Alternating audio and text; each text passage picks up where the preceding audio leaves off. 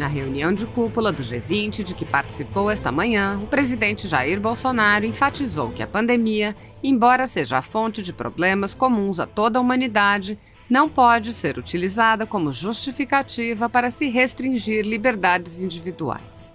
Bolsonaro descreveu os esforços de seu governo para tratar simultaneamente o vírus e a economia e falou das expectativas para a retomada do crescimento.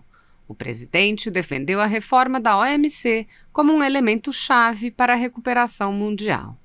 Assista. Após essa breve introdução, eu gostaria de dizer que é uma satisfação participar dessa reunião e poder, mais uma vez, trocar experiências com os parceiros do G20, grupo que representa 2/3 da população mundial, 90% do PIB e 80% do comércio internacional. Infelizmente, devido à crise sanitária, não foi possível nos encontrarmos pessoalmente.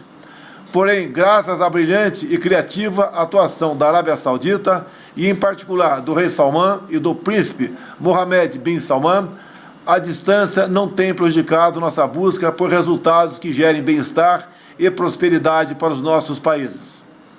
Durante a nossa última reunião extraordinária, em 26 de março passado, nos comprometemos a tomar todas as medidas necessárias para combater a pandemia e, ao mesmo tempo, proteger e estimular a economia global.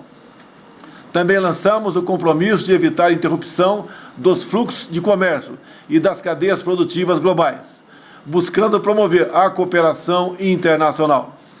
Embora longe do ideal, estou convicto de que estamos obtendo êxito nessas iniciativas.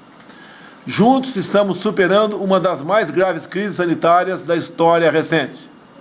Estamos vencendo as incertezas, as dificuldades logísticas e, inclusive, a desinformação.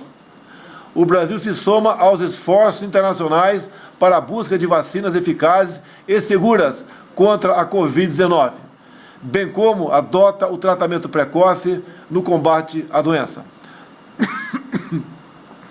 Apoiamos o acesso universal, equitativo e a preços acessíveis aos tratamentos disponíveis.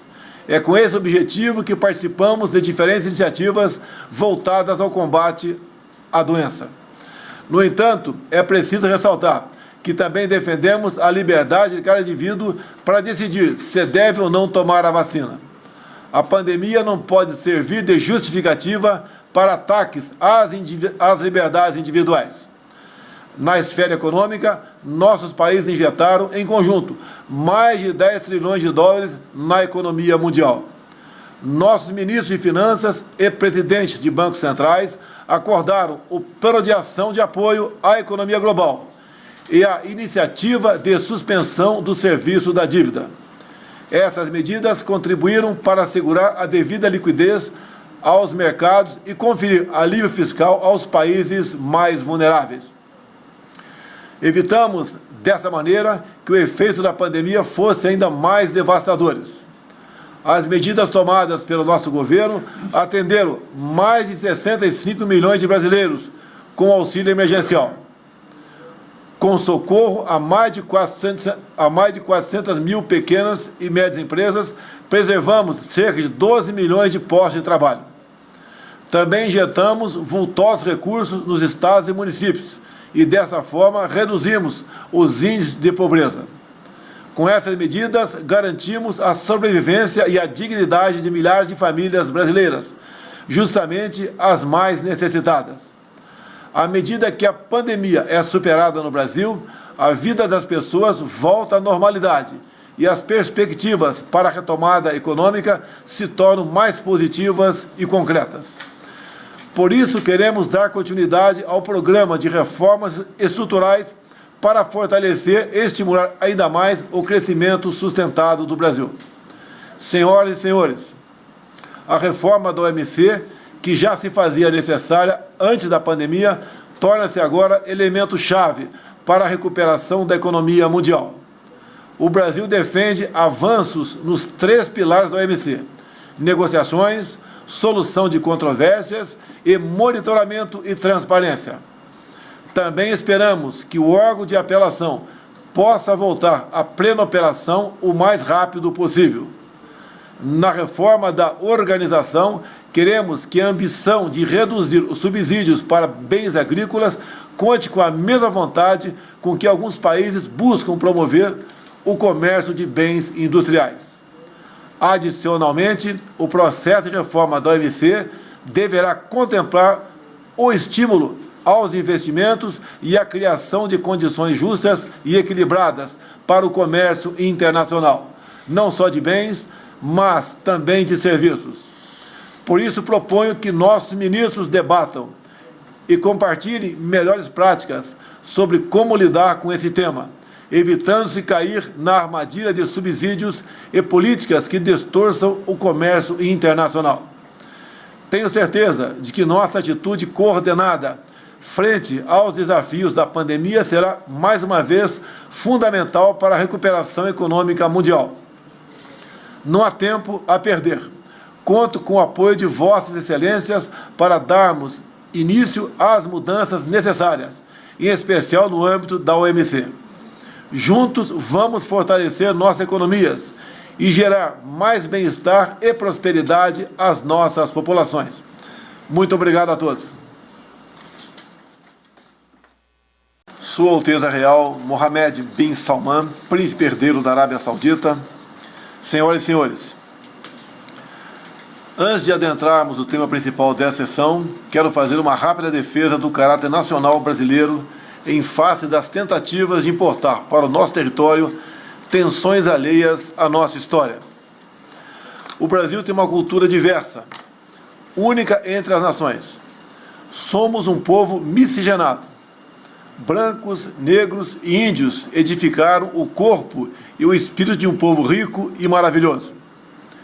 Em uma única família brasileira, podemos contemplar uma diversidade maior do que países inteiros. Foi a essência desse povo que conquistou a simpatia do mundo. Contudo, há quem queira destruí-la e colocar em seu lugar o conflito, o ressentimento, o ódio e a divisão entre raças, sempre mascarados de luta por igualdade ou justiça social. Tudo em busca de poder. Não somos perfeitos. Temos, sim, os nossos problemas. Existem diversos interesses para que se criem tensões entre nós. Um povo unido é um povo soberano. Dividido é vulnerável. E um povo vulnerável pode ser mais facilmente controlado e subjugado. Nossa liberdade é inegociável. Como homem e como presidente, enxergo todos com as mesmas cores, verde e amarelo. Não existe uma cor de pele melhor do que as outras. O que existem são seres humanos, bons e maus. E são as nossas escolhas e valores que determinarão em qual dos dois grupos nos incluiremos. Aqueles que instigam o povo à discórdia, fabricando e promovendo conflitos, atentam não somente contra a nação, mas contra a nossa própria história. Após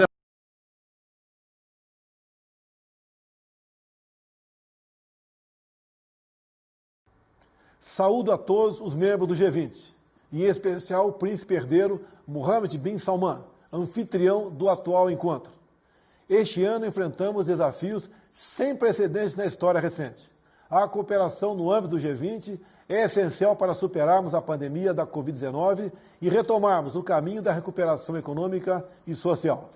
Desde o início, ressaltamos que era preciso cuidar da saúde e da economia simultaneamente.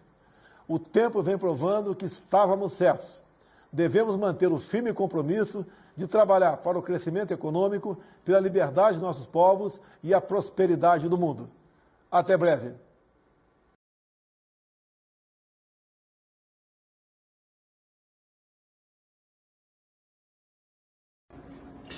Depois desta vergonha que foi a eleição, as eleições municipais, onde o voto do cidadão, da cidadã não foi respeitado, nós estamos entrando com uma PEC exigindo que se cumpra a lei, que o Supremo Tribunal Federal, que o Superior Tribunal Eleitoral cumpra o que está na lei, que é o voto impresso. O cidadão tem todo o direito de ver seu voto comprovado, de saberem quem votou, de saber que o seu voto vai ser respeitado. Se não querem isso, é porque há mutreta sim. Foi uma vergonha o que nós assistimos. Intimidação, compra de voto e tudo mais, com apagão e tudo. Então essa coisa precisa acabar, e acaba com o voto impresso, com o comprovante. Por que não querem que o cidadão saiba quem votou? Ora, tem medo de quê? Então o maior prejuízo na democracia não é gastar dinheiro com a eleição. O maior prejuízo é o voto do cidadão não ser respeitado. Nós estamos apresentando uma PEC para que o voto impresso passe a vigorar já a partir da eleição de 2022.